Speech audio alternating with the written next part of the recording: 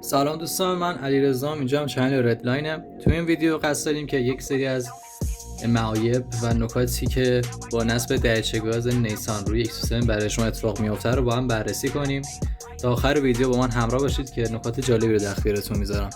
اولین مورد اینه که دریچه گاز نیسان به علت اینکه سایز بزرگتری نسبت به دریچه گاز فابریک و حتی دریچه گاز X7 داره، سرگاز شما توی شهر از بین میره. حالا این یعنی چی؟ دریچه گاز نیسان همونطور که میدونید با قطر پولکی 57 میلیمتر حجم هوای زیادی و برای موتورایی که حجم نخوردن و تراکم خاصی ندارن میفرسته. این هوای زیاد همراه با کاهش گشاورز توی دورای پایین همراهه که برای رانندگی شهری بدون شک این مورد شما رو اذیت میکنه. البته راههای جبرانی هم هست برای این موضوع. برای مثال زیر موتورتون رو XUM کنید یا که از پیستون‌های تراکمی استفاده کنید که میتونه کمک بسزایی توی جبران کاهش گشاورز توی دوران پایین داشته باشه. مورد بعدی اینه که روی تمامی ECU S300 این دریچه اصلا سازگار نیستش. این دریچه برای ECU S300 برای راه افتادن همراه با دلدل خیلی شدیدیه. هیچ کس تا الان توی این مدت نتونسته این دلدل رو برطرف کنه.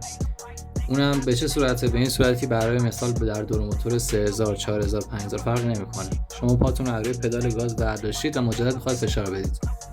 موقعی که فشار میدید راه افتادن شما همراه با دلدل خیلی شدیدیه و هیچ جوره نمیتونید توی شهر این مورد رو تحمل کنید و بدون شک از این دریچه زده میشید. و نکته دیگه اینه که این دریچه گاز چون که سایز بزرگتری داره، برای تنظیم به همون مقدار که هوا وارد میشه باید سوخت هم اضافه بشه. برای دوستانی که رانندگی روزمره توی شهر دارن مصرف سوختشون بدون شک بالا میره و لحاظ اقتصادی این اصلا صرفه نداره با این اوضاع قیمت بنزین و بهتره که این هم در نظر بگیرید که قرار نیستش مصرف سوختتون مثل همون ماشین فابریک بمونه. البته با یه ریمپ درست تا حدودی میشه این مصرف رو بهینه کردش. برای دوستانی که ماشینای فابریک دارن یا ماشینایی که حجم نخورده و از این موتورشون فابریکه، پیشنهاد میشه که از دریچه گازهای XUM استفاده کنن و حتی دوستانی که رانندگی شهری دارن ولی موتورشون حجم خورده، دریچه گاز XUM نسبت به این دریچه گاز 3 الی 4 میلیمتر کوچیک‌تره، با خیلی از ECU سازگارتره، سرگاز شما رو بهتر میکنه نسبت به این دریچه و اینکه برای مصارف شهری به شدت گزینه مناسب تریه.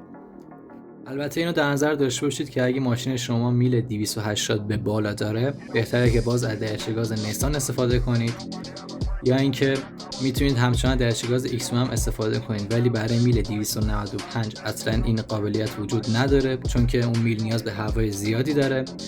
بهتره که اینو بدونید که این نوع دریچه گازها همونطور که دور بالای خوبی به شما میدن دور پایینتون رو از بین میبرن. اگه شما هم تجربه استفاده از دریچه گاز نیسان روی پژو دارید حتما توی کامنت اعلام کنید که شرایط ماشینتون چطور شده و این موارد رو داشتید یا نه. ممنون که تا آخر ویدیو با ما همراه بودید. یادتون نره که چنل رو سابسکرایب کنید، ویدیو رو لایک کنید و با دوستاتون هم به اشتراک بذارید.